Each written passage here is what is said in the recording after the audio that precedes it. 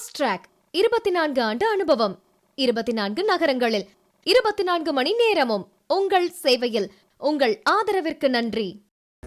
நடப்பு ஐபிஎல் தொடரில் சதம் அடித்த முதல் வீரர் என்ற பெருமைக்கு சொந்தக்காரராகியிருக்கிறார் விராட் கோலி.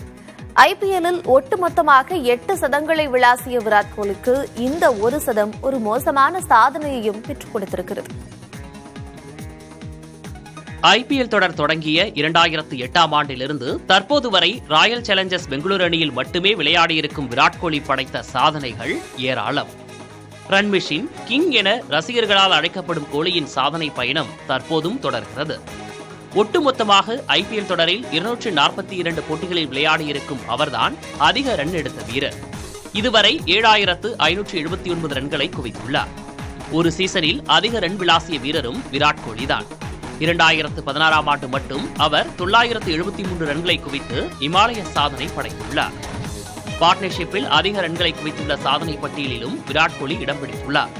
2016ஆம் ஆண்டு குஜராத் லைன்ஸ் அணிக்கு எதிரான போட்டியில் விராட் கோலி டிவிலியர்ஸ் இணை 229 ரன்கள் குவித்ததே இப்போது வரை ஐபிஎல்லில் அதிகபட்ச பார்ட்னர்ஷிப் ஸ்கோராக இருக்கிறது.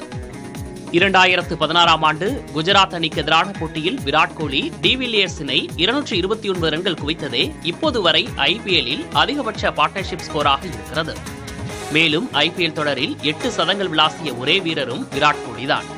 ராஜஸ்தான் ராயல்ஸ் அணிக்கு எதிரான ஆட்டத்தில் 113 ரன்கள் குவித்ததுடன் நடப்பு தொடரில் 5 போட்டிகளில் 316 ரன்கள் குவித்து ஆரஞ்ச் தொப்பியையும் தன்வசப்படுத்தியுள்ளார். அதே நேரத்தில் ஐபிஎல் தொடரில் மெதுவாக சதம் அடித்த வீரர் என்ற மோசமான சாதனையையும் கொண்டுள்ளார் விராட் கோலி.